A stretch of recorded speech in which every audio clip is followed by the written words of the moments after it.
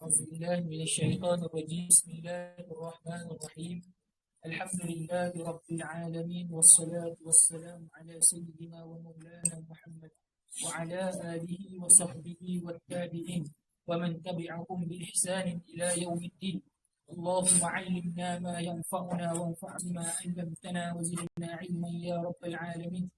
اللهم إنا نستحييك اللهم إنا نستحييك لأرشاد أمرنا وزدنا علما ينفعنا وعملا يرفعنا وافتح علينا فتوح العارفين. اللهم لا سهل إلا ما جعلته سهلا، وأنت تجعلنا حزنا إذا شئت سهلا. رب اشرح لي صدري ويسر لي أمري واحلل عقدة من لساني يفقه قولي. سبحانك لا علم لنا إلا ما علمتنا إنك أنت العليم الحكيم، ولا حول ولا قوة إلا بالله العلي العظيم. نويت التعلم والتعليم والتذكر والتذكير والنفع والانتفاع والإفادة والاستفادة والحث على تمسك بكتاب الله وسنة رسوله صلى الله عليه وسلم، والدعاء إلى الهدى والدلالة على الخير، ابتغاء وجه الله ومرضاته وقربه وثوابه سبحانه وتعالى. أما بعد. Assalamualaikum warahmatullahi wabarakatuh. Yang pertama-tama dan selama-lamanya merapatkan puji syukur kepada Allah. Yang kedua, selawat dan salam yang berpanjangan ke atas baginda Nabi Muhammad sallallahu alaihi wasallam, berkat perjuangan baginda dan para sahabat sampai Islam kepada kita. Yang ketiga, mari kita perbetul balik niat kita, moga-moga Allah Ta'ala kira ataupun Allah Ta'ala jadikan apa yang kita baca pada malam ini menjadi hujah kepada kita, bukan hujah ke atas kita. Moga-moga dengan apa yang kita baca, dengan apa yang kita faham daripada kitab para ulama', insya-Allah sehingga ke akhir kitab, kita mendapat asrar dan juga tujuan daripada dikarang kitab-kitab ini. Moga-moga pada akhirnya dengan tujuan yang sama membawa kepada Allah Subhanahu wa taala. Jadi yang pertamanya pada malam ini, kalau ana dengarlah pendaurah-pendaurah sebelum daripada ini masa hujan lebih. Adapun untuk ilmu tasawuf ni kita tidak berhajat kepada kita kata perbincangan yang panjang. Yang berhajat kepada ilmu tasawuf ni adalah amalan yang berterusan. Jadi adaknya ataupun kita cubalah, kita cuba begini. Untuk baca yang pertamanya pada malam ini, kita akan tengok kepada risalah yang ana minta kepada Ustaz Farhan tu send dalam grup L-Data tu, adalah seputar berkaitan dengan muqaddimah. Yang pertamanya kita akan bincang kepada muqaddimatul ilm. Yang kedua, kita akan tengok juga seputar berkaitan dengan muqaddimah ini adalah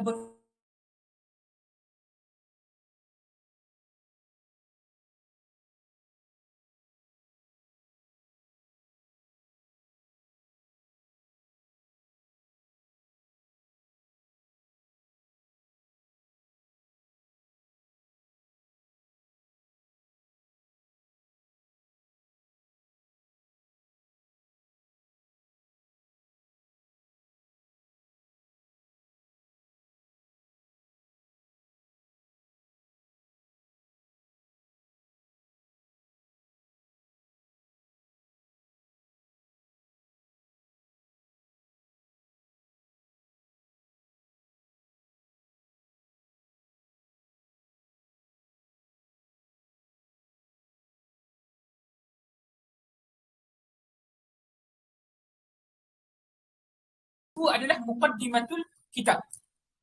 Yang disebutkan sebagai Muqaddimatul Ilm ini adalah Mabadi' Ilmu Asyarah. Siapa yang menyusun Mabadi' Ilmu Asyarah? Wallahu a'lam. Yang menyusun mabadi' lah. Kalau yang menyusun mabadi' ilmu, mabadi' asyarah adalah Al-Imam As-Sabban. Akan tetapi ulama sepakat, sebelum daripada Al-Imam As-Sabban, telah ada para ulama membincangkan yang disebutkan sebagai Muqaddimatul Ilm, tapi berpecah-pecah. Sehingga datang Al-Imam As-Sabban mengumpulkan ala aqal apakah mabadi' ilmu yang kita perlu tahu. Maka terhimpun dalam suatu nazam yang telah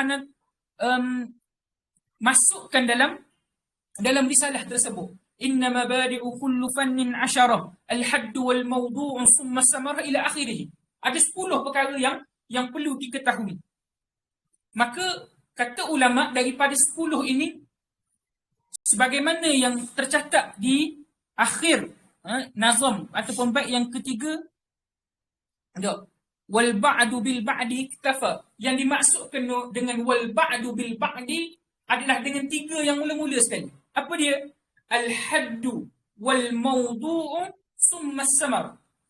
Jadi dituntut kepada penuntut ilmu, terutamanya sahabat-sahabat yang rasa kita ni tak pernah mengaji ilmu secara formal dengan para alim ulama. Tiba-tiba mari ke bumi Jordan ni, contoh, mari daripada aliran biasa ataupun mari daripada kita kata belajar dekat sekolah dulu, contoh nak ambil ilmu adat, belajar bahasa Arab, nahwu, sarah dan juga balaghah sahaja. Tapi tiba-tiba bila mana masuk ke universiti ambil bahasa Arab, tiba-tiba ditasjil madah aruk contoh. Maka aruk ni apa dia? Maka kata ulama, supaya kita ini tidak terkeluar daripada perbahasan ilmu, maka carilah setiap mabadi' asyarah dalam ilmu-ilmu tersebut. Maka kata ulama, kalaulah kita malah, maka kata Imam Sabban, wal ba'du bil ba'di iktafa. Yang dimaksudkan dengan sebahagian daripada sebahagiannya adalah 3 yang saya sebutkan tadi. Al-haddu wal mawdu'u summa samara. Jadi untuk memendekkan masa, kita hanya sebut 3 perkara ini saja. Baki itu boleh baca sendiri. Yang pertama, al-haddu, had bagi ilmu. Kita kata ilmu tasawuf ni apa dia? Sebagaimana anda tulis di situ, ilmu had ataupun definisi bagi ilmu tasawuf ini adalah suatu ilmu. Suatu ilmu yang mana dengan ilmu ini kita dapat kenal keadaan-keadaan ataupun cara-cara untuk kita membersihkan hati. Membersihkan akhlak, pembentukan akhlak daripada segi zahir dan juga batin. Maka itu adalah tujuan itu adalah definisi yang sebenarnya bagi ilmu tasawuf. Maka faham daripada definisi ini, kalau sahabat-sahabat diberikan ruang untuk menyelami pengajian ilmu dengan lebih mendalam, anda akan jumpa di sana ada orang mendakwa mengajar ilmu tasawuf, tapi diajar perkara-perkara yang bukan menyentuh berkaitan dengan takrif ilmu ini. Apa dia? Ajar kepada semata-mata mencari perkara-perkara yang mencari adab. Ataupun kalaulah kita buat amalan tertentu, maka kita akan dapat perkara-perkara seperti ini. Ataupun buat perkara-perkara seperti ini, maka itu adalah ghayah dia mengajar ilmu tasawuf. Maka hati-hati. Jadi tertolak daripada ini adalah ilmu tasawuf yang membawa ataupun pengajian-pengajian yang membawa kepada bukan tujuan asal ataupun ta'rif asal kepada ilmu tasawuf. Yang kedua, maudhu'. Apakah skop ataupun tujuan ataupun subjek perbincangan bagi ilmu tasawuf? Ilmu tasawuf adalah, subjek bagi ilmu tasawuf adalah hati manusia itu sendiri. Dan juga akhlak daripada sudut kita kata nak menyucikan akhlak. Macam mana kita nak membersihkan hati, macam mana kita nak membentuk akhlak. Maka perbahasan ilmu tasawuf dia tidak akan keluar daripada perbahasan ini. Dan akhir sekali, samarah. Apakah faedah daripada kita mengaji ilmu tasawuf? Ana tulis di bawah itu, natijahnya adalah kita akan mendapatkan kebahagiaan yang abadi.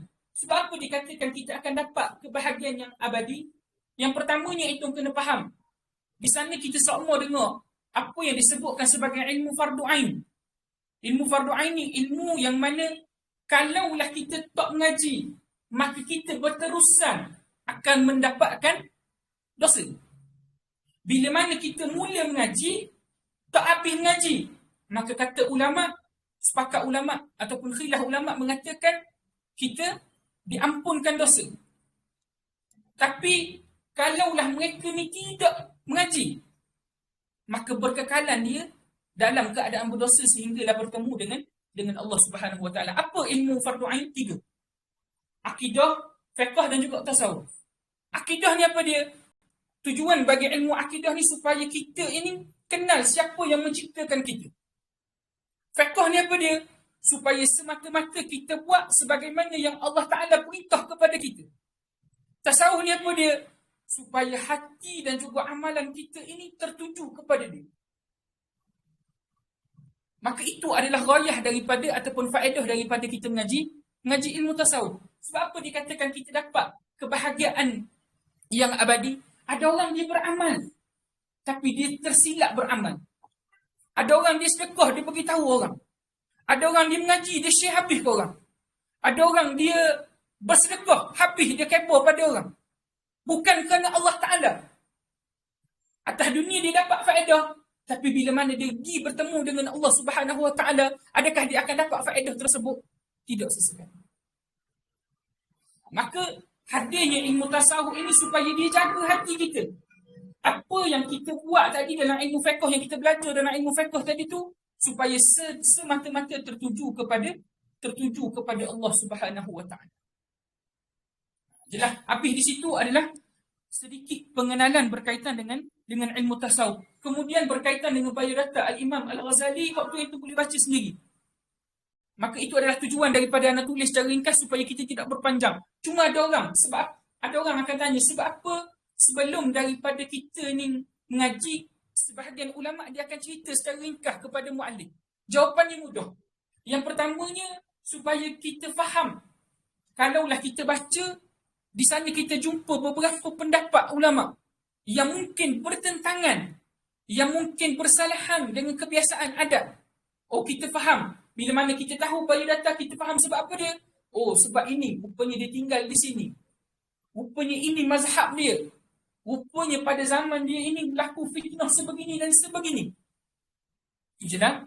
Maka Al-Imam Al-Ghazali adalah di antara orang yang hidup di zaman dia, yang memerangi yang disebutkan sebagai sufi yang melampau. Nanti kita akan jumpa kalam-kalam Al-Imam Al-Ghazali. Itu secara ringkas sebab apa kita kena tahu berkaitan dengan biodata bagi mu'alif kitab. Dan kita kena wajibkan diri kita mengaji kitab sebelum daripada kita mengaji, ambil tahu secara ringkas. Kata ulama' juga sebahagian daripada asbab dapatnya keberkatan mengaji adalah dengan kita mengetahui biodata mu'alif. Itu secara ringkas. Yang ketiga, secara ringkas, Ana bawakan pengenalan berkaitan dengan kitab Ayyuhal Walad. Nanti kita akan masuk dalam mukaddimah yang akan dibacakan oleh saudara Muin Boleh Muin. Dalam kita ada dia dalam tabah kita ada disebut tak berkaitan dengan sebab penulisan. Kita adalah secara direct cuma di mukaddimah. Kalau dalam tabah Minhaj ada Mukaddimah Syekh pakai yang baca yang apa nama? Baca yang Zamin Has. Sebab senang pakai yang satu takut. Tapi wayahnya sama saja. Jadi jelas itu secara ringkaslah berkaitan dengan mabadi ilmu yang kita perlu tahu. Sebab apa setengah ulama' dia mulakan perbincangan berkaitan dengan biografi ulama' dan itu secara ringkas yang anda datangkan kepada itu berkaitan dengan pengenalan bagi kitab Ayyuhal Walad. Jadi baki kita akan baca dalam mukaddimah kitab.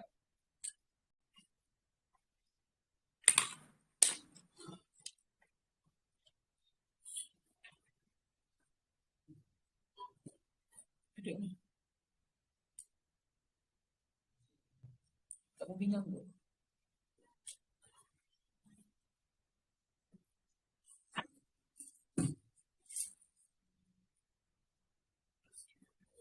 Surah 37.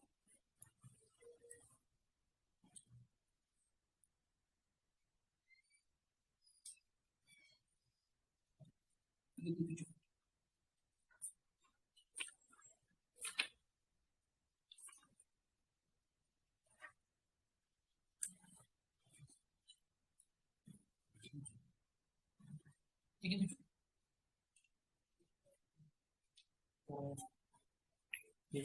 Sebab boleh tengok. Sebelum boleh tengok. Long, apa kita?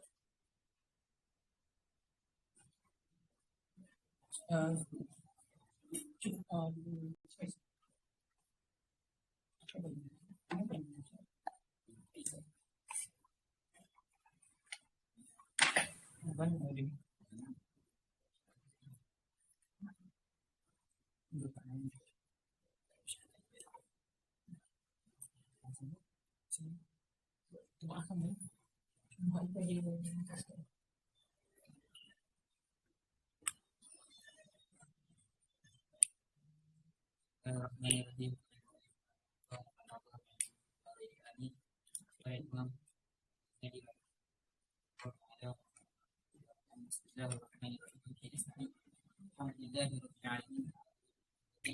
والصلاة والسلام على نبيه محمد وآله وصحبه أجمعين. اعلم أن واحدا من الطلبة المتقدمين لازم خدمة الشيخ إمام زين الدين حجة الإسلام أبي حامد محمد بن محمد الغزالي رحمه الله تعالى، واشتغل بالتحصيل وقراءة العلم عليه حتى جمع من دقائق العلوم واستكمل فضائل النفس. Nah, kemudian selepas daripada memulakan pujian kepada Allah dan juga bersalawat ke atas baginda Nabi Muhammad SAW dan juga ahli keluarga baginda Nabi Muhammad, kemudian pengarang ataupun dan satu lagi yang tu kena faham, risalah ini dinisbahkan kepada Al-Imam Al-Ghazali, tapi bukan Imam Ghazali yang mengarang. Yang menghimpunkannya ini adalah anak murid, hasil daripada surat menyurat. Maka yang berkata ni siapa dia? Anak murid. Cuma tabaah kita sebut apa dia? Ketahuilah bahawasanya seorang daripada penuntut ilmu yang telah lama lazim berkhidmat kepada Al-Imam Al-Ghazali rahimahullahu ta'ala, dan lama berkhidmat ataupun lama kita kata mengaji dengan Al-Imam Al-Ghazali ini, sehingga dia ini menghimpunkan dua perkara. Yang pertama apa dia? Min daqaiqil ulum. Sebagai contoh, kalaulah ilmu akidah, asasnya adalah ilmu akidah. Daqaiqil ulumnya apa dia? Adalah ulum akliyah. Apa dia? Ilmu kalam. Apa dia? Ilmu mantiq. Apa dia? Ilmu falsafah. Maka ini yang disebutkan sebagai daqaiqil ulum. Di setiap ilmu dia ada, kita kata, ilmu yang usul dia. Dan dia juga ada furuk-furuk bagi ilmu. Maka anak murid yang kita kata tulis surat kepada Al-Imam Al-Ghazali ataupun yang minta nasihat sehingga terhimpunnya kita ayuhal walad ini adalah anak murid yang pertamanya lama dah mengaji dengan Imam Ghazali. Yang kedua, bukan anak murid yang tidak cerdik, bukan anak murid yang malas belajar, tapi anak murid yang bijak, yang cerdik, yang telah lama. Sehingga apa dia kata muallif? Sehingga telah mengumpulkan kepada dia ini daqaiqil ulum. Ilmu-ilmu yang halus ataupun furuk bagi setiap daripada usul daripada ilmu tersebut. Wastikmal fadail nafs, yang telah ada pada diri dia ini keutamaan, fadilat, kelebihan daripada segi apa dia? Daripada segi penjagaan hati dan sebagainya. Nah. ثم إنه تفكر يوما في حال نفسه وخطر على باله فقال Kemudian kata muallif kata, sehinggalah pada satu hari anak murid dia ni duduk lalu terfikir, lalu terlintas dalam diri dalam diri dia ini, maka apa dia yang kita sebut ini? Ini yang kita sebutkan sebagai lintasan hati. Kata ulama, muqaddimah daripada hidayah petunjuk daripada Allah Subhanahu Wa Taala apa dia? Lintasan hati. Maka pernah tak kita duduk saja-saja tiba-tiba rasa nak belanja kawan, duduk saja-saja tiba-tiba rasa nak masak, nak kemah rumah, rasa je lah, rasa nak mengaji, nak khatam Quran, rasa. Maka kata ulama, setiap daripada lintasan hati tu, kata ulama itu adalah muqaddimah, isyarat daripada Allah Ta'ala sedang ataupun muqaddimah daripada petunjuk ataupun hidayah daripada Allah Subhanahu Wa Ta'ala. Satu benda yang nak sebut pada itu, bila mana ada lintasan hati kita untuk buat perkara baik, teruskan buat. Sebab apa dia? Sebab kita sendiri boleh tengok banyak tak lintasan dalam diri kita dalam sehari-hari, banyak. Tapi banyak mana yang kita buat? Sikit. Lepas tu bila mana kita mati, kita rasa wal'iyazubillah. Itu kata ulama. Summa inna tafakkara yawman fi hali nafsihi wa khatara ala balihi. Itulah yang ulama sebut sebagai lintasan hati, yang ulama sebut sebagai muqaddimah, isyarat daripada hidayah daripada Allah Subhanahu Wa Ta'ala. Kemudian, إني قرأت أنواعا من العلوم وصرفت ريعان عمري على تعلمها وجمعها والآن ينبغي أن أعلم أي نوعها ينفعني غدا ويؤنسني في قبري وأيها لا ينفع حتى أتركه كما قال رسول الله صلى الله عليه وسلم اللهم إني أعوذ بك من علم لا ينفع. Kemudian apa yang dia lintaskan dalam hati dia? Katanya, sesungguhnya aku telah mempelajari pelbagai jenis ilmu. Aku telah habiskan masa muda aku ini ataupun umur aku ini semata-mata untuk belajar dan mengumpulkan ilmu.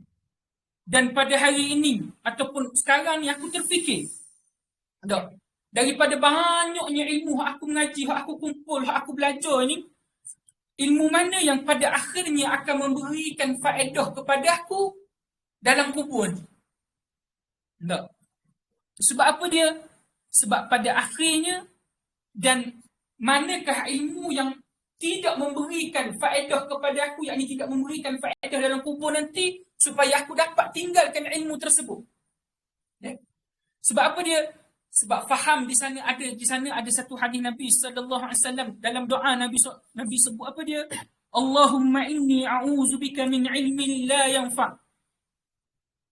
Sesungguhnya ya Allah, ya Tuhanku, aku berlindung daripada kamu ini ilmu yang tidak memberikan faedah. Maka di sana isyarat kepada ilmu ni bukan semua ilmu yang memberikan faedah. Ada ilmu yang tidak memberikan faedah. Antaranya yang ulama sebut, ilmu apa dia? Ilmu sihir. Sihir belajar ke? Belajar. Sebab itu kalau entum ambil kursus dengan Darul Syifa, sampai pada modul yang keempat, yang kelima, ataupun salah satu daripada modul tu, sebagai contoh, berkaitan dengan santau. Macam mana kita nak tawarkan santau tersebut, dia akan ajar dahulu. Kena tengok sifat bagi santau ni, santau jenis apa dia? Santau yang berbentuk angin, santau yang dihantar dengan kita kata barang-barang yang tajam seperti mana kaca, debu, ataupun barang yang disantau dengan apa dia. Dan daripada setiap bahan-bahan ini, dia akan ajar dahulu apakah bentuk dan juga jenis, barulah dia akan ajar cara untuk tawarkan santau tersebut. Semata-mata belajar ilmu sihir boleh ke tak? Tak boleh. Itu secara umum lah. Nanti kita akan tengok dalam nasihat-nasihat Al-Imam Al-Ghazali, apa ilmu yang bermanfaat, apa yang ilmu yang tidak memberikan manfaat. فاستمرت له هذه الفكرة حتى كتب إلى حضرة الشيخ حجة الإسلام محمد الغزالي رحمه الله استفتاء وسأل عنه مسائل والتمس منه نصيحة ودعاء. Kemudian lintasan hati ini ataupun terus berfikir berkaitan dengan perkara ini tadi, hak mana ilmu hak beri faedah, hak mana ilmu tak beri faedah, ini bukan sekali. Wastamarrat, berterusan berfikir. Inilah isyarat orang yang baik. Apa dia? Pada akhirnya apa yang dia fikirkan pada hari ini adalah untuk dia pada hari esok. Maka dalam diri kita kena ada fikir benda ni. Bangun pagi mesti fikir kebaikan apa yang aku nak buat pada hari ini.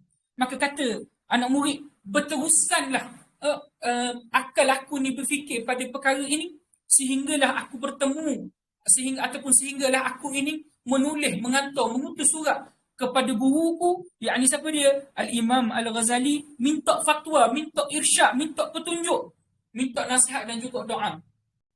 Maka faedah daripada ini apa dia? Maka begitulah kita dalam sehari-hari. Kita ada masalah ke tak? Ada masalah. Terkadang ada orang dia melihat masalah dalam hidup dia ni, dia tak apa cari penyelesaian dalam ilmu agama. Sebenarnya ada dalam penyelesaian dalam ilmu agama. Sebagai contoh Hana bagi. Kita bangun pagi, kita rasa kita ada masalah. Masalah dengan siapa dia? Masalah dengan kawan. Kita bangun pagi, kita rasa kita ada masalah. Masalah apa dia? Masalah tak cukup duit. Ataupun hari ni, Kita dapat result exam, kita exam minggu lepas. Fikir, duduk dalam kelas pun terfikir lagu mana nak dapat muntah, nak dapat apa nama, nak pegang bau aerodinamik, nak dapat apa, lonjakan sarjana, macam mana tak pernah dapat gini, dulu kat sekolah saya dapat. Itu antara masalah. Ataupun kebiasaan yang disebutkan pada hari ini, yang disebutkan sebagai mental health, depression, anxiety.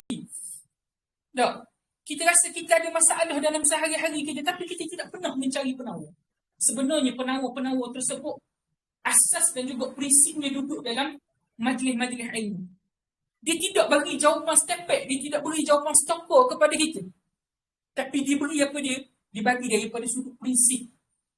Contoh, muamalah kita dengan manusia, batas kita, Allah Ta'ala ataupun syariat ajar duduk dalam ilmu faith.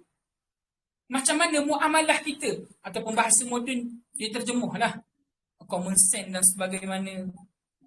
Duduk dalam ilmu mana? Duduk dalam ilmu tasawuf. Macam mana adab kita bergaul dengan orang, hak kita. Ataupun dalam sehari-hari kita rasa berterusan pada diri kita ini menimpa perkara-perkara yang kita tidak suka. Tapi prinsip untuk kita dapat reda dan tenang hati duduk pada mana? Duduk dalam ilmu akidah. Sebab apa dia? Kita yakin pencaturan ini adalah pencaturan Allah Subhanahu Wa Taala. Tapi di mana kita nak faham semua benda ni? Duduk dalam ilmu agama. Maka jawapannya, kalaulah kita rasa dalam sehari-hari kita ini ada masalah, cuba hadir dalam majlis-majlis ilmu. Cuba bergaul dengan orang soleh. Sebab itu terkadang pernah tak kita ada masalah. Tapi bila mana kita hadir pengajian masyayikh, rasa diri ini ditegur. Maka kata ulama, itu adalah hikmah kita hadir. Ataupun itu adalah jawapan Allah Subhanahu Wa Taala kepada kita. Sebab apa nak sebut benda ni? Maka ini adalah faedah daripada kita kena ada seorang guru. Kalaulah kita rasa kita sakit, kita cari doktor. Maka begitulah juga. Kalaulah kita rasa kita ada masalah dalam pengajian, dalam kehidupan, perlu kepada kita ini seorang guru untuk jadi tempat kita mencari irsyad. Tempat kita meminta pandangan daripada tajribah mereka, daripada pengalaman hidup mereka. Jelas? Nanti kita akan tengok apakah bentuk guru-guru dan sebagainya. قال وإن كان مصنفات الشيخ كالإحياء وغيره تشتمل على جواب مسائلي، لكن مقصودي أن يكتب الشيخ حاجتي في ورقات تكون معي مدة حياتي وأعمل بما فيها مدة عمري إن شاء الله تعالى. فكتب الشيخ الإمام هذه الرسالة في جوابه. Maka kata anak murid yang hantar surat kepada Al-Imam Al-Ghazali. Imam Ghazali jawab. Mula-mula sekali Imam Ghazali jawab, walaupun kitab-kitab karangan daripada Syekh seperti Al-Ihya Ulumuddin dan selain daripadanya sudah ada jawapan kepada persoalan aku. Maka kata dia, tapi tujuan daripada aku menulis ini supaya Syekh menulis direct kepada aku yang aku nak, ataupun bahasa mudahnya keperluan dalam beberapa kita kata lembaran kitab secara ringkas. Supaya apa? Supaya aku terus boleh beramal dengan isinya. Sebab apa dia? Kalau orang pernah pergi ke Dandis, orang pernah pergi ke maktabah, ataupun orang pernah tengok Ihya Ulumuddin ni panjang. Sekarang dibaca oleh Syekh Adnan. Syekh Adnan baca setiap daripada hari Isnin. Baru mula di Ma'arij Tababur. Siapa yang ada rezeki pergilah setiap hari Isnin pukul 5 dan lebih kurang dalam pukul 9 lebih lah. Sampai pukul 6 lebih. Syekh Adnan baca. Kata mu'alif, sebenarnya kebanyakan daripada persoalan-persoalan yang kita akan jumpa ni ada dah jawapan dalam kitab Ihya.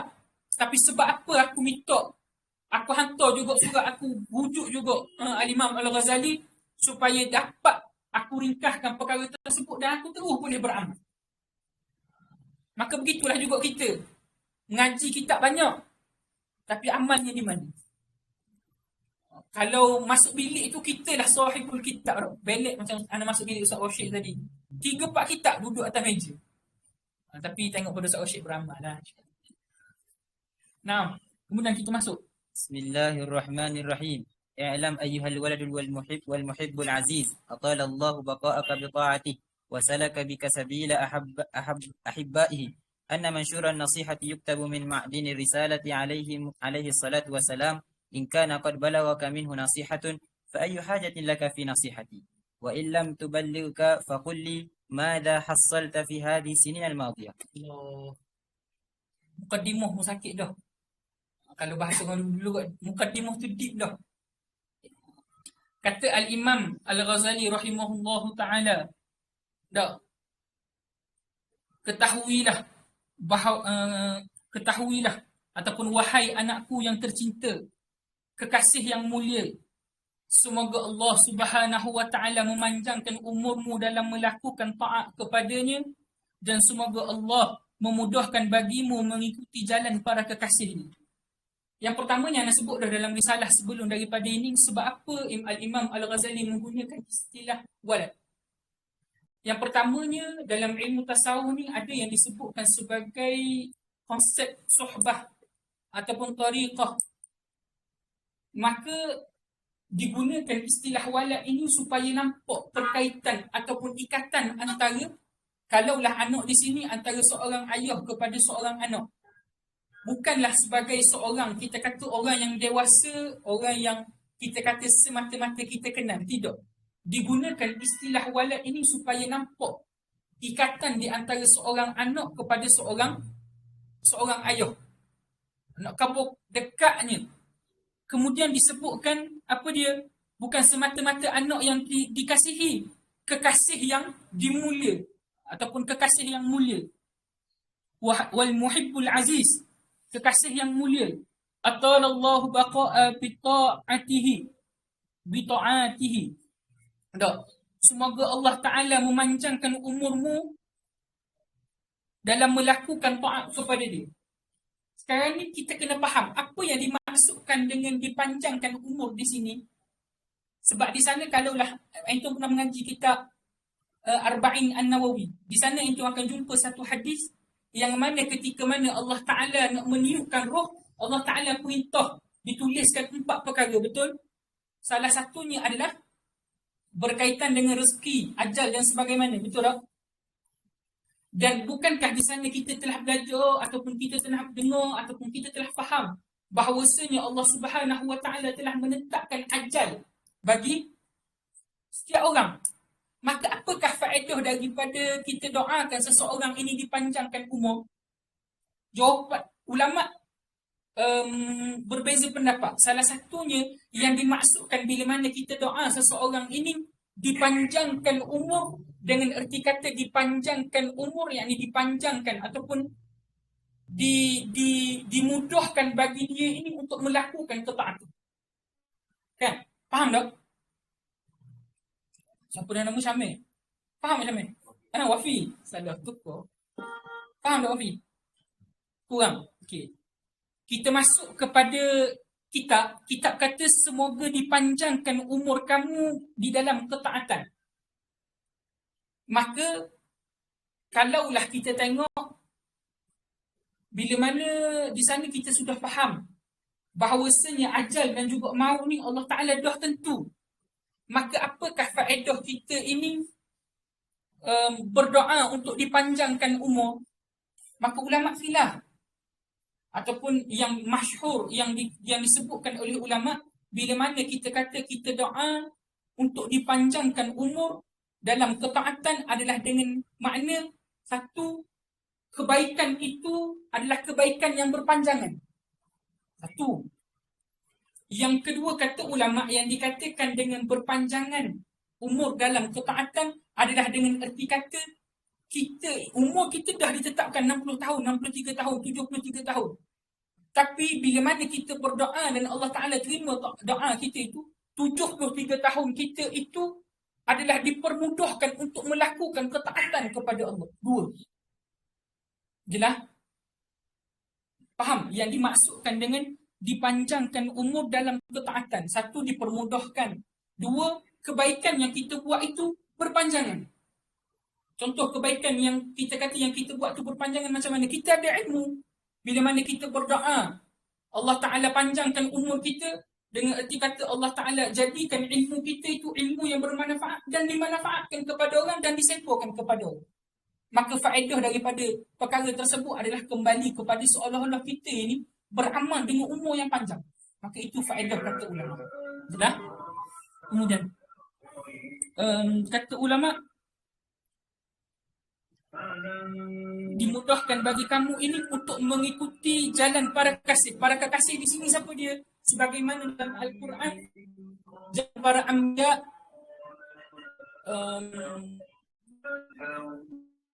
wasyuhada, jalan para nabi, jalan yang dimaksudkan dengan kekasih ini adalah yang pertama ini jalan para nabi, jalan para as-siddiqin, orang-orang yang benar, dan juga para syuhada, dan kemudian orang yang salihin. 4 perkara.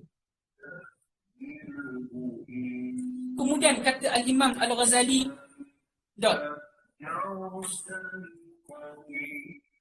apa dia? Adakah tidak sampai kepada kamu ini adakah tidak sampai kepada kamu ini nasihat-nasihat daripada aku sebelum daripada ini? Apa dia? Faedah-faedah daripada kitab Ihya Ulumuddin. Kemudian ataupun tidak sampai kepada kamu ini yang disebutkan kepada anak muridnya ini adalah Allahumma salli ala sayyidina Muhammad, adalah hadis-hadis. Hadis-hadis baginda Nabi Muhammad sallallahu alaihi wasallam. Kalaulah betul tidak sampai kepada kamu ini, kata Al-Imam Al-Ghazali, kalaulah tidak sampai kepada kamu ini kitab Ihya Ulumuddin ataupun hadis baginda Nabi sallallahu alaihi wasallam, maka dengan apa kamu habiskan umur kamu sebelum daripada ini? Itu nasihat Al-Imam Al-Ghazali sebenarnya. Ataupun apa yang Imam Ghazali nak kata? Dah daripada panjangnya pembelajaran kamu ini, adakah kamu tidak mengambil faedah daripada hadis baginda Nabi Muhammad sallallahu alaihi wasallam? Ataupun bahasa mudahnya, tidakkah kamu ini sampai tidak Ihya Ulumuddin? Ataupun apa faedah daripada kamu mengaji Ihya Ulumuddin? Itu adalah ringkasan ataupun maksud daripada Al-Imam Al-Ghazali. أيها الولد من جملة ما نصح به رسول الله صلى الله عليه وسلم أمته قوله علامة إعراض الله عن العبد اشتغاله بما لا يعنيه، وإن امرأ ذهبت ساعة من عمره في غير ما خلق له لجدير أن تطول عليه حسرته، ومن جاوز 40 ولم يغلب خيره على شره فليتجهز إلى النار، وفي هذه نصيحة كفاية لأهل العلم. Naam. Kemudian kata Al-Imam Ghazali, wahai anakku, ini nasihat yang pertama, min jumlati nasaha bihi Rasulullah sallallahu alaihi wasallam, daripada banyak ataupun daripada himpunan nasihat Nabi sallallahu alaihi wasallam. Nasihat sebab apa? Soalan nak jawab. Daripada banyaknya nasihat baginda Nabi Muhammad sallallahu alaihi wasallam, jawapan kepada soalan yang kamu tanyakan kepada apa dia? Soalan nak kita sebut dalam muqaddimah tadi. Apa dia? Hak yang lintasan hati dia. Apa lintasan hati dia? Ilmu mana hak pada akhirnya memberikan faedah dalam kubur nanti, ilmu mana yang tidak memberikan faedah dalam kita kata kubur nanti, yang pada akhirnya dia nak tinggalkan perkara tersebut. Maka seolah-olah Al-Imam Al-Ghazali nak jawab dengan hadis baginda Nabi Muhammad sallallahu alaihi wasallam, himpunan daripada hadis baginda Nabi Muhammad sallallahu alaihi wasallam. Alamatul i'tiradi anil abdi, i'tiradillah anil abdi ishtighalu bima la ya'ni. Alamat ataupun tanda daripada Allah Subhanahu wa taala berpaling daripada hamba-Nya ini, apa dia? Adalah disibukkan dengan dia ini perkara yang tidak memberikan manfaat kepada diri dia. Ulama sebut apakah yang dimaksudkan dengan i'tirad, ataupun apakah maksud Allah Ta'ala berpaling daripada hamba ni? Yang pertamanya yang dimaksudkan dengan Allah Ta'ala berpaling daripada hamba-Nya, yang pertamanya adalah hilang rahmat Allah Subhanahu wa Ta'ala daripada diri dia. Yang kedua, tidak dimakbulkan doa-doa yang dia minta kepada Allah Subhanahu wa Ta'ala. Yang ketiga, tidak dipandang hamba-Nya ini dengan pandangan kemuliaan ataupun pandangan ihsan.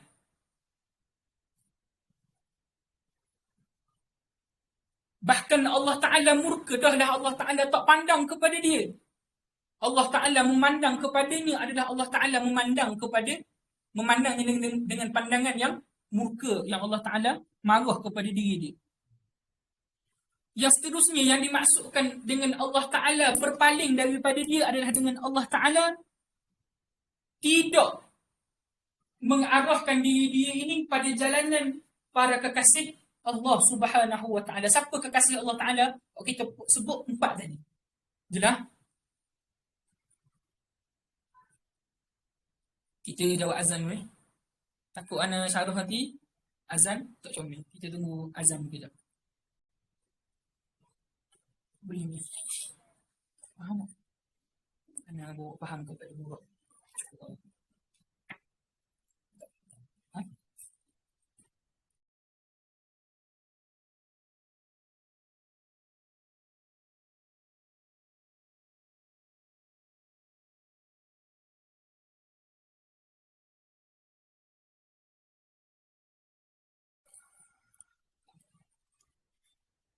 Faham tak?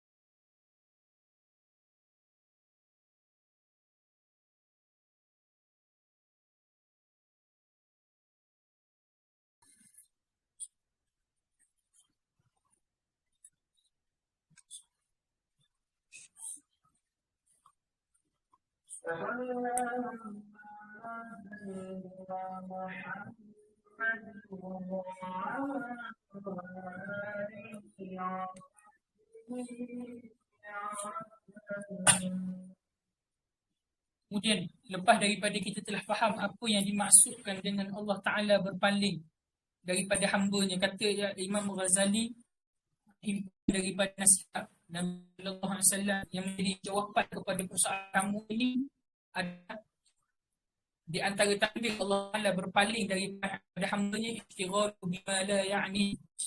Yang keduanya adalah kamu ini disibukkan dengan apa dia? Disibukkan dengan perkara yang bukan menjadi tujuan kepada kamu. Tujuan kamu mengerti kata apa dia? Tujuan kamu diciptakan. Kemudian yang dimasukkan dan disibukkan di sini apa dia? Ada perkara yang tidak mendatangkan faedah pada kita. Kata ulama, syarat kepada kita nak tengok perkara itu berfaedah ataupun tidak, kita kena nilai daripada dua. Yang pertama daripada sudut dunia. Perkara ini mendatangkan faedah atau tidak kepada kita. Kalau kita tinggal, adakah dia akan mendatangkan masalah dalam kehidupan dunia kita? Itu pertimbangan pertama. Pertimbangan kedua kita adalah pertimbangan daripada sudut akhirat. Apa dia daripada sudut akhirat? Perkara ini boleh mendatangkan faedah, yakni pahala kepada kita, dan kalau kita tinggal, perkara ini boleh mendatangkan dosa ataupun tidak kepada kita. Maknanya, yang pertamanya daripada tanda Allah Ta'ala berpaling daripada diri kita adalah kita disibukkan dengan perkara yang, ataupun bahasa mudahnya dengan perkara yang tidak mendatangkan faedah kepada kita. Faedah apa dia? Faedah dunia ataupun faedah akhirat. Ataupun dalam bahasa mudahnya, kita disibukkan dengan perkara-perkara yang harus. Contoh perkara-perkara yang harus apa dia? Kita pergi travel, kita pergi makan, kita apa dia? Mencantikkan diri kita, pakaian sampai berbelah-belah. Masuk duit elong, kita buat apa dia? Memenuhkan segala perkara yang kita kehendaki. Apa dia perkara-perkara yang harus? Kalau ambil gambar tu bagi nampak perfect, bagi cukup sudut. Antara faedahnya apa lagi? Kita lengkapkan segala koleksi hobi-hobi kita. Seolah-olahnya Al-Imam Al-Ghazali nak bagi tahu, di antara tanda kita ini Allah Ta'ala berpaling daripada hambanya adalah kita disibukkan dengan perkara-perkara yang tidak berfaedah. Imma faedah dunia, imma faedah akhirat. Yakni perkara yang haruslah. Dan kalau itu yang nak dimaksudkan oleh Al-Imam Al-Ghazali, maka terlebih besar lagi maksud yang Imam Ghazali nak beritahu apa dia? Hak ni tanda Allah Ta'ala berpaling. Yang memang confirm Allah Ta'ala berpaling daripada diri hambanya adalah bila mana hambanya bersibuk dengan maksiat. Hak tu je lah. Hak ni tanda. Hak memang confirm Allah Ta'ala berpaling daripada hambanya bila mana hambanya bersibuk-sibuk dengan maksiat. Maksiat hak lagu mana? Banyak. Imam maksiat pada diri, imam maksiat pada orang, imam maksiat pada mata, imam maksiat pada hati, imam maksiat pada telinga. Maka itu adalah murak yang nak disampaikan, seolah-olah kata mu'alif, ini adalah murak yang nak disampaikan oleh Al-Imam Ghazali. Tanda Allah Ta'ala berpaling adalah kita sibuk pada perkara yang tidak berfaedah. Maka terlebih besar yang kita kena jadi peringatan kepada diri kita, kalaulah kita ini bersibuk-sibuk dengan perkara yang memang confirm dosa. Contoh apa dia? Contoh apa dia? Pergaduhan Fatah dengan Fazura contoh. Hak memang tak ada kaitan langsung dengan kita. Lagi apa dia ni? Anak nak bagi contoh sebab anak pun tidak tahu masalah-masalah waqi'iyah dekat Jubairah. Muiz sebut masalah-masalah yang ada dalam track. Masalah apa dalam track? Anak pun tak tahu. Cuma hak ayah nak terfikirnya sebab apa dia? Masalah-masalah yang melibatkan artis. Cuba kita tahu anak. Apa faedah kita ikut isu Said Sadiq dengan Bella apa nama dia? Ya dah tu. Anak Dr. nak sebut Bella tu.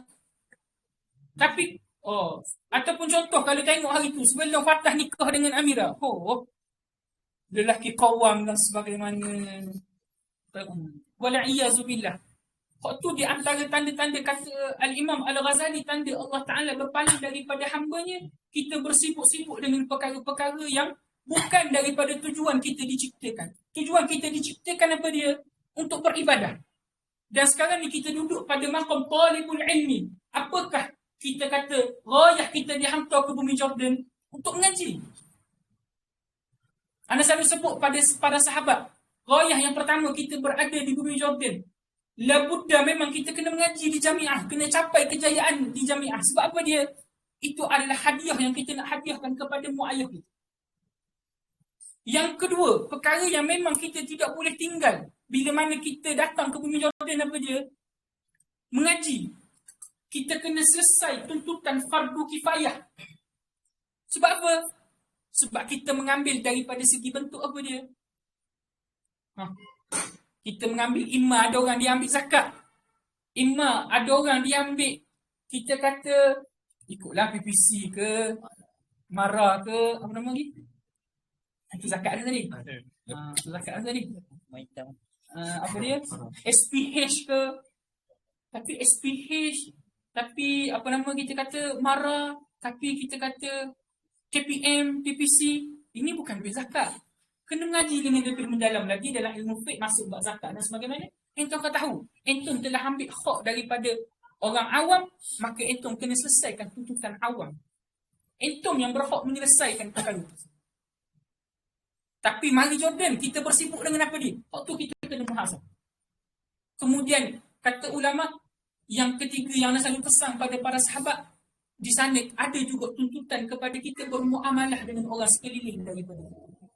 Ni tak, mari bumi Jordan, saya tak mahu ambil kisah, saya nak dalam bilik Ustaz Rashid. Tak boleh lagu tu. Kita kena bermuamalah, sekurang-kurang muamalah kita adalah dengan ahli rumah kita. Maka kita kena cek, dalam sehari-hari kita ni, kita disibukkan dengan apa ni? Bangun pagi, buka phone. Wal'iyazubillah, disibukkan dengan perkara yang tidak mendatangkan faedah. Maka hak inilah hak yang disebutkan oleh al-Imam, oleh anak murid Imam Ghazali dalam muqaddimah tadi, yang mana yang langsung tidak mendatangkan faedah dalam kumpul. Yalah. Kemudian yang kedua, tak.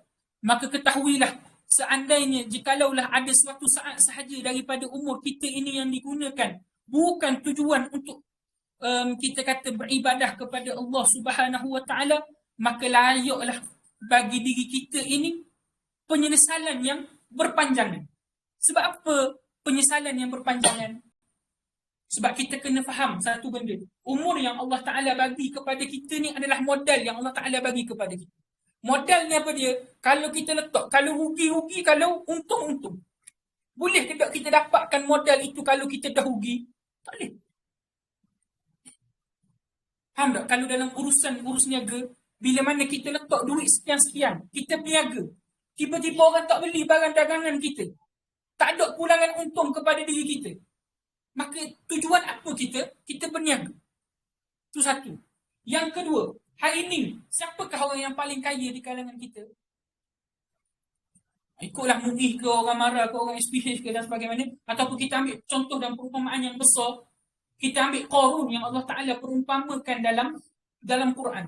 Qarun ini kalau yang buka dalam kitab-kitab tafsir, bagaimana Qarun ini gudang bagi harta dia ini saja diumpamakan dalam kitab tafsir satu kafilah dagangan bawa kunci bagi gudang harta Qarun saja.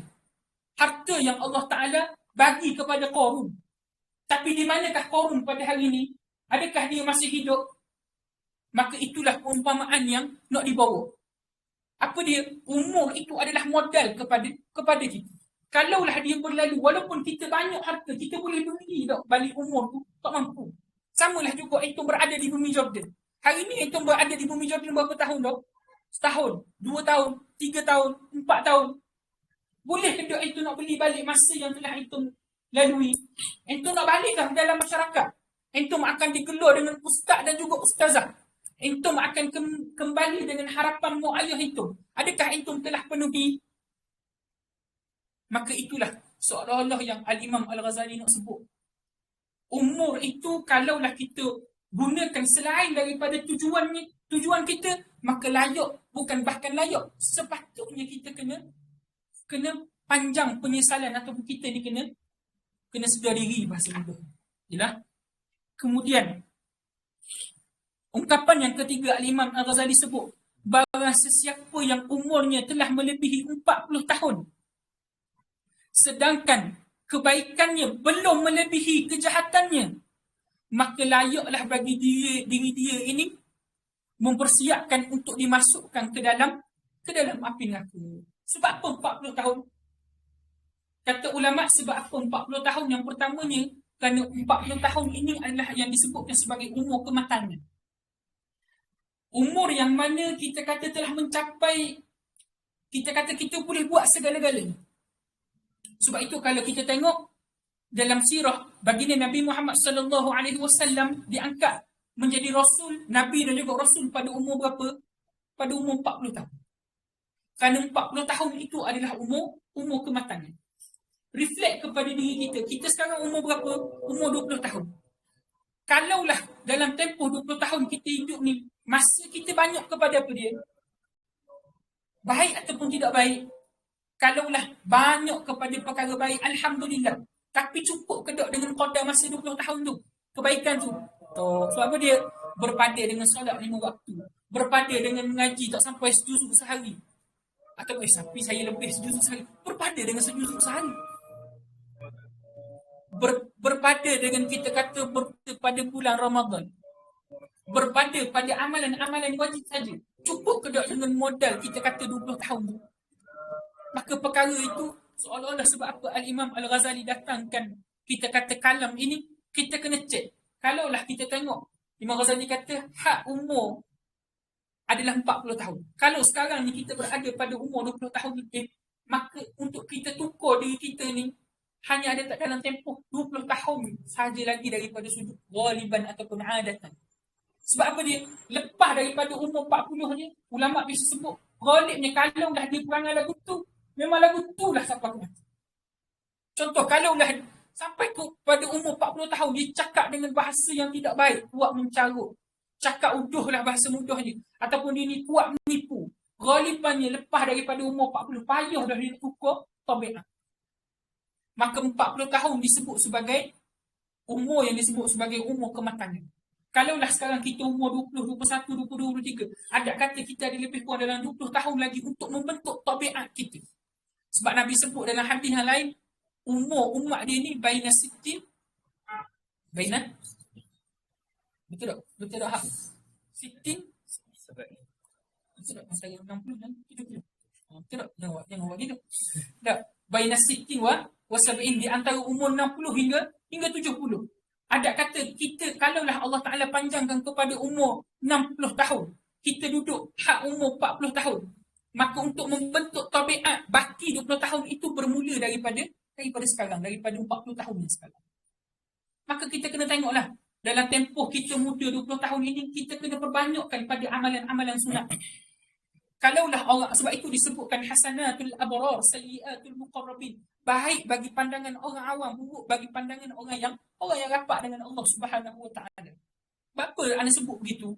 Yang pertamanya kita kena faham, orang awam kalaulah mereka ini jaga solat 5 waktu, mereka ini jaga 30 hari berpuasa ataupun 29 hari berpuasa pada bulan Ramadan, mereka membayar zakat, mereka usaha mengerjakan haji, mereka jaga diri mereka daripada perkara-perkara yang haram, mereka perkara itu dianggap perkara yang baik, ya, daripada segi orang awam. Adapun orang yang masuk ke dalam takhusus, orang yang Allah Ta'ala bagi peluang untuk mengaji, adakah berpada? Tidak. Penuntut ilmu berpada dengan semayang 5 waktu saja. Penuntut ilmu kena jaga solat di awal waktu, berjemaah di masjid. Bagi lelaki lah. Kena sedar, kena faham di mana batas, di mana mi'yar. Tabiat lagu mana kita nak kena bentuk. Bukan tabiat yang kita kata baik daripada segi pandangan orang awam semata-mata. Mestilah timbangan itu balik kena pada mi'yar kita. Kalaulah seseorang ni pada umur dia 13 tahun, 14 tahun, dia bangga, dia up status. Oh, Alhamdulillah berjaya mengkhatamkan Al-Quran pada hari ini. Itu dia yang 5 tahun dahulu. Adakah berpada dengan semata-mata dia bangga dengan khatam Quran 5 tahun yang dahulu? Seolah-olah tidak ada peningkatan untuk diri dia. Maka poin yang ketiga yang disebut oleh Al-Imam Al-Ghazali, umur 40 tahun ini adalah umur kematangan. Matang apa dia? Matang untuk kita ni membentuk tabiat. Biarlah tabiat kita ini tabiat yang mana pada akhirnya nak bawa kepada penyudahan yang baik. Penyudahan yang mana kita boleh berbangga bila mana kita bertemu dengan Allah Subhanahu Wa Taala. Sebab kata Al-Imam Al-Ghazali, kalaulah kita capai hak umur 40 tahun tapi kebaikan kita ni tak mampu nak mengatasi keburukan kita, maka persiapkanlah diri kita ini untuk masuk dalam neraka. Bukan dengan erti kata kalaulah lepas pada umur 40 tahun tak ada peluang untuk bertaubat, tidak. Kata ulama seolah-olah ghalibannya adanya payah dia nak berubah. So kepada kita nanti umur 40 tahun, kalau kita biasa buat 4 tahun kat bumi Jordan ni pun tak boleh nak ubah. Contoh apa dia? Subuh di musim syita. Contoh. Bangun qiyamul lail di musim syita. Contoh. Boleh ke tak nak buat? Tak boleh. Boleh buat, tidak berpanjangan. Sebab apa dia? Sebab lemahnya iman kita. Jelas? Boleh? Maka kata Al-Imam Al-Ghazali, wa fi hazihi nasihatun kafiyatun li ahli al-ilmi. Maka kata Imam Ghazali, 3 benda ni, apa dia? Bila mana kita jelas Allah Ta'ala berpaling dengan makna Allah Ta'ala membiarkan kita bersibuk-sibuk dengan perkara yang bukan menjadi tujuan kepada kita. Bila mana kita ini membiarkan umur kita ini berlalu tanpa kita melakukan perkara yang berfaedah. Yang ketiga, bila mana umur kita ini mencapai ataupun tabiat yang kita membentuk diri kita pada umur 40 tahun. Bukan tabiat yang baik. Ketiga-tiga ini kata Al-Imam Al-Ghazali sudah cukup bagi ahli ilmu. Sebab apa sudah cukup bagi ahli ilmu? Kesimpulannya hanya satu. Bila mana dia faham tujuan dia untuk beribadah, tujuan untuk beribadah apa dia? Yang pertamanya buat apa yang Allah Ta'ala suruh. Yang kedua tinggal apa yang Allah Ta'ala dalam. Maka perkara 2 poin tersebut terhimpun dalam 3 nasihat ini. Maka kata Al-Imam Al-Ghazali, bagi ahli ilmu yang betul-betul renung, cukup dia akan faham menatijahkan 2 perkara. Apa dia? Buat apa yang Allah Ta'ala suruh, tinggal apa yang Allah Ta'ala dalam. Jelas? Boleh? Boleh. Jadi Ana rasa kita berhenti sampai setakat ni lah. Lebih kurang lengkap 1 jam. Ana mula 8.10, Ana habis 9.10. Walaupun pada akhirnya nak baca 2 ataupun 3 nasihat, ala kulihat tidak ada masalah. Sebab pada akhirnya Ana sebut dah dalam muqaddimah, yang pentingnya adalah kita beramal. Nanti kita akan tengok dalam kumpulan nasihat Al-Imam Al-Ghazali adalah kita kena tengok tujuan ataupun hasil daripada kita beramal ni apa dia. Nanti kita akan tengok pada nasihat yang kedua. Wallahu ta'ala alam. Sebab hasil poin yang pertama daripada nasihat yang pertama Al-Imam Al-Ghazali adalah waktu ini adalah kehidupan. Boleh? Waktu ini adalah kehidupan. Poin yang kedua Al-Imam Al-Ghazali nak sebut nanti macam mana kita bila mana menerima nasihat. Poin yang ketiga, bila ilmu itu akan memberikan manfaat kepada kita. Itu kita akan tengok pada minggu hadapan, insya-Allah taala. Setakat ni boleh ke? Akhwat boleh ke? Ana tak tahulah nak terang lagu mana. Sebab yang pertamanya manhaj ataupun metodologi ana dalam membacakan kitab Risalah Ayyuhal Walad ini adalah menyampaikan murad Al-Imam Al-Ghazali. Menyampaikan murad apakah yang nak dimaksudkan sebenarnya oleh Al-Imam Al-Ghazali melalui syarahan para alim ulama. Bukanlah tujuan ana nak mempanjangkan nasihat Al-Imam Al-Ghazali ini dengan nasihat ana. Memada dengan itu faham kita Ayyuhal Walad sebagaimana murad Al-Imam Al-Ghazali bukan dengan murad ana. Maka contoh-contoh atau huraian yang ana beri kepada itu tadi semata-mata untuk menyampaikan kepada murad Al-Imam Al-Ghazali. Jadi kalau Allahumma salli ala sayyidina Muhammad, kalau rasa tapi saya rasa tak seronoklah ngaji lagu ni. Nak lagu lain boleh kabur kepada pihak Al-Data, nanti ana cuba tukarlah manhaj. Sebab pada akhirnya kalaulah antum nak lebih boleh tengok beberapa syuruh. Antara yang ana boleh berkongsi kepada antum syarahan kitab Ayyuhal Walad yang pertamanya adalah Ayyuhal Akh. Kitab Ayyuhal Akh. Yang kedua antara syarahan yang baik juga kepada kitab Ayyuhal Walad yang disebut ataupun yang dinamakan dengan Sirajuz Zulumat. Yang ketiga ada suatu kitab yang baru diterbitkan pada tahun ini, pada Ma'rif Kutub baru ni, cetakan Dar Soleh, Qawaid Tazkiyah li syarhi Risalah Ayyuhal Walad, kalau nak tak silap lah. Tapi nama dia Qawaid Tazkiyah, cetakan Dar Soleh. Dan ketiga-tiga kitab yang nak sebut kepada itu ni tak ada lah di bumi Jordan. Nak cari lagu mana kena kirim kepada sahabat-sahabat yang ke Mesir nanti ataupun itu berpeluang ziarah ke bumi Mesir nanti, carilah 3 risalah ini untuk melihat syarahan alim ulama.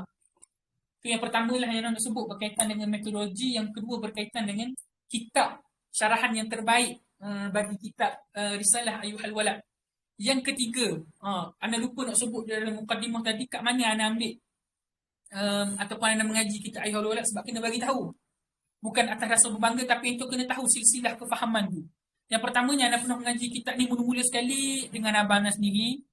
Yang kedua pernah lalu kitab ni juga dengan Ustaz Latih Al-Marangi. Ustaz Latih di Bumi Terengganu. Yang ketiga pernah lalu juga sekali dengan Syekh Abdul Hadi, ulama Syria. Waktu tu dia datang ke Bumi Terengganu tahun 2017-2018 lebih kurang. Dan yang keempat anda lalu dengan Baba Sayuti di Mesir. Dan last kali masa tahun 1 hari tu pernah mengaji juga kitab ini dengan Syekh Adnan. Jadi anda himpunkan dobit-dobit anda, itulah yang anda kongsikan kepada itu. Tidak anda menambah dengan kalam anda sendiri, hanyalah daripada dobit-dobit dan juga syuruhat para alim ulama. Moga-moga entum dapat. Sajalah nak berkongsi sebab takut orang tanya bosanlah bentuk pengajian lagu ni contoh. Maka memang anda tidak menambah syarahan anda, cuma anda buat kesimpulan daripada menyampaikan kepada murah ulama, dan anda nasihat kepada sahabat-sahabat balik nanti cuba renung. Sebab akhir daripada ilmu tasawuf ini adalah kita pandang pada diri, bukan pandang pada orang. Kata Baba Ais Panjang, kalau dah seseorang mengaji ilmu tasawuf tapi pada akhirnya dijilik orang lain, maka dia tersalah jalan dalam mengaji ilmu tasawuf. Ilmu tasawuf ni bila mana kita mengaji, kita tengok diri kita. Macam tadi kata Imam Ghazali, Allah, cuba kita renung, Allah Ta'ala berpaling daripada kita sebenar-benarnya dalam sehari-hari. Ke hari ini berpaling, esok melihat. Hari ini berpaling, esok melihat. Adakah begitu? Tidak sesekali. Yang kedua, Allahumma salli ala Sayyidina Muhammad. Adakah kita telah menyia-nyiakan masa kita dengan kita buat perkara-perkara yang tidak mendatangkan faedah? Anda bagilah dobit mendatangkan faedah, imma pada dunia, imma pada akhirat. Dan akhir sekali, Imam Ghazali tutup daripada sudut tabiat dengan meletakkan qiyad pada umur 40 tahun, kebaikan kita melebihi tidak lagi daripada keburukan kita. Ataupun dalam sehari-hari kita ini, kita bertambah menjadi lebih baik ataupun sama sahaja. Dan Imam Ghazali kata daripada ketiga-tiga ini cukup sebenarnya nasihat untuk penuntut ilmu. Bila mana dia memahami apa dia, yang pertama kita kena buat apa yang Allah Ta'ala suruh, dan tinggal apa yang Allah Ta'ala larang. Wallahu ta'ala alam. Ana tutup dengan mengingatkan entum kepada satu hadis Nabi sallallahu alaihi wasallam ajar satu doa. Sebab nasihat ni nasihat yang pertama kan. Nabi sallallahu alaihi wasallam ajar satu doa, ya hayyu ya qayyum bi rahmatika astaghis aslih sya'nana kullah wa la taqilna ila anfusina tarfata 'ain. Kita minta kepada Allah Subhanahu wa taala, ya hayyu ya qayyum bi rahmatika astaghis, dengan rahmat kamu wahai Tuhanku, aku bermohon sungguh-sungguh kepada kamu. Aslih sya'nana kullah, perbaikilah umur aku, urusan aku sehari-hari. Wala taqilna ila anfusina tarfata 'ain. Wahai Tuhan aku, janganlah engkau ini berpaling daripada aku walaupun pada sekelip mata.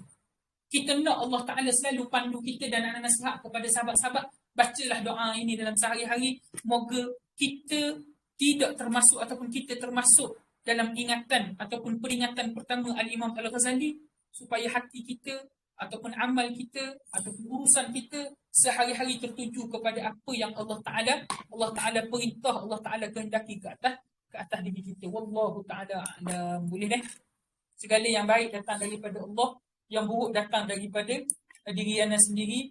Kalau ada apa yang tak faham, boleh maklumlah kepada Eldata, ataupun nak suruh tukar bentuk, ataupun nak suruh mula awal.